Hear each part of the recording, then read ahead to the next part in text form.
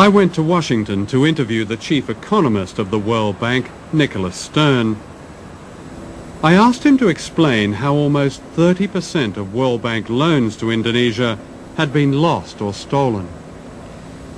We simply don't know what that number is. Here's your own internal report, August 97.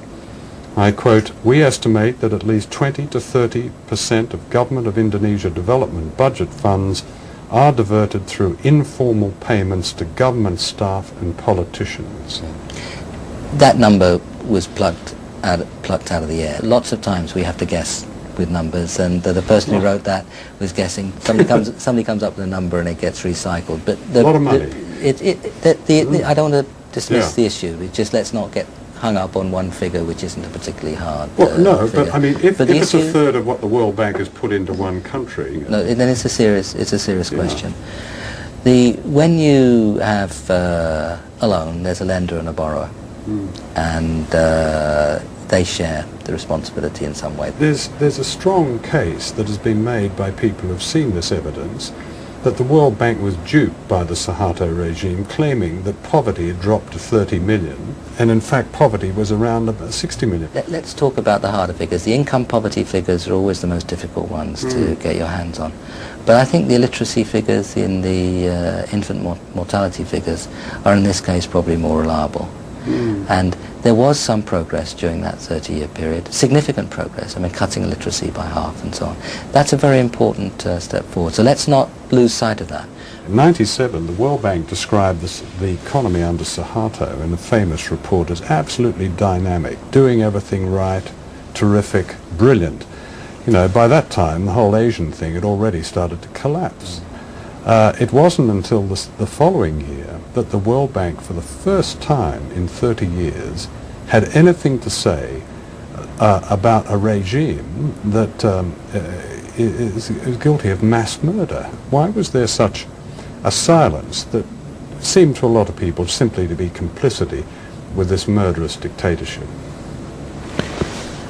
I think if we look back on our analysis of the economy and the politics at the time, we got a number of things wrong, and we have to understand that. We're going to get things wrong again. Not so many people called the Asian crisis before it happened. We failed along with That's your job, though, isn't it? You're all economists with fantastic degrees and brilliant backgrounds, and how can you get it that wrong? We're going to get it wrong some of the time. I think non-economists get it wrong a lot more often than economists. But this isn't a precise game, and there are going to be a number of occasions in the future where we get things wrong too. So globalization creates debts, and debts creates misery, creates unemployment, creates the crisis, creates privatization, a lot of states' enterprise being privatized. So people will have to pay more to have an access for instance, like health, education. So it's not natural. Debts is not natural. It's designed. So in effect, the money stolen by the Suharto family is being repaid. Yeah. By us, by the children.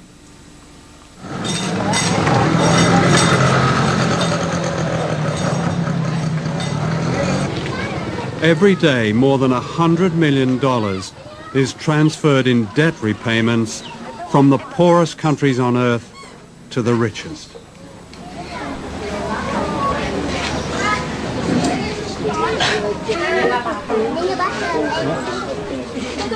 The poverty of families like this is paying off Indonesia's huge debt.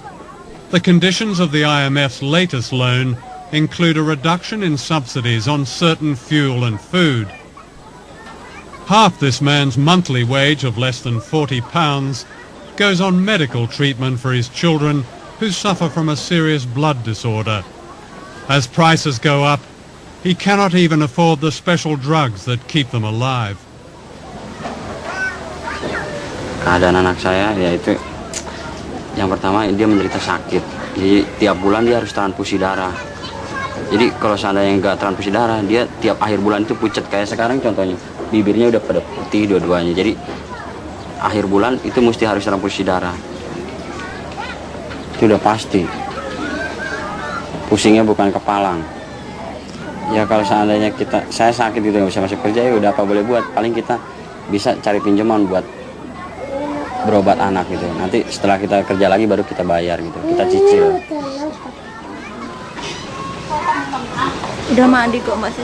Kalau seandainya gitu ya, barang-barang naik, sedangkan UMR gaji gitu naiknya nggak seberapa, ya kita otomatis ya kita serahin diri sama Tuhan aja deh. Yang jelas mungkin berobat pun kayaknya nggak bisa. Jadi kita pasrah apa adanya. Sebab gimana kalau kita paksain untuk harusnya setiap pagi anak-anak kasih teh manis, sekarang enggak. Susu juga enggak. Ya paling kita bisanya teriak sama pemerintah, ikut lewat FNPBI begitu. Kita tuntut pemerintah dengan supaya naikin UMR 100%. Yang penting sekarang kan alhamdulillah bisa ketemu buat berobat. Biar walaupun kita makan pakai ikan asin, tapi udah alhamdulillah. In the global economy, one American corporation dominates the world trade in food grains, while almost half the world's population, like this family, attempt to live on less than $2 a day.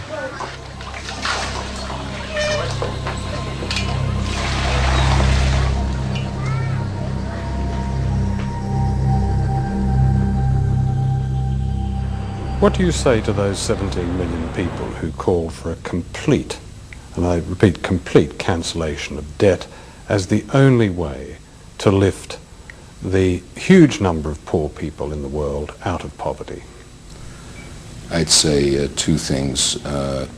First, what will lift people out of poverty is not cancelling their debt, but what policies their countries pursue, whether they educate poor people, whether they give them health. And so the question, and then what sort of economies they try to run. Do they integrate them into the world economy, or do they run corrupt economies? Those are the primary determinants of how well countries will do. That is the answer to what determines whether people get out of poverty. It can be done. It has been done. Should we cancel the debt? Canceling debt is one way of giving resources to poor countries. Mm-hmm. What I'd like to see is a much greater flow of resources to poor countries. I'd like to see the markets of the industrialized countries opened so that these countries where people are poor and can produce agriculture are able to export. That's what will get them out of poverty. The statement debt relief is the only thing that will get them out of poverty is wrong. It would help, provided it is accompanied by a whole set of other measures. But surely debt, even in one's own life, and especially a poor person's life, is the greatest cause of real poverty. No. And when you have a country devoting half its budget to paying off a debt, when you have the poorest countries in the world sending out millions of dollars into the rich world, surely as a priority that debt has to be either relieved substantially or go altogether. Doesn't that make it just seems common sense to me? If I got that wrong? Yeah, you've got it wrong. Oh, let me explain. Okay. First of all, you are indebted and I am indebted. And I would not be better off if I asked somebody to come and cancel my debt, because I'd never be able to borrow again. And debt is a normal way of borrowing in order to do things, purchase goods, invest, when you don't have the resources, and they'll generate an income and you'll repay. So the notion that all debt should be cancelled is a bad one. Financial systems operate on the basis of debt that is paid.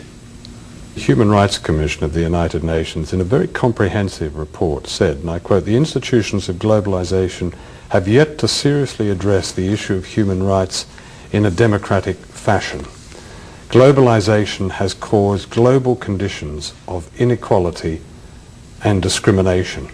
What's your response to that?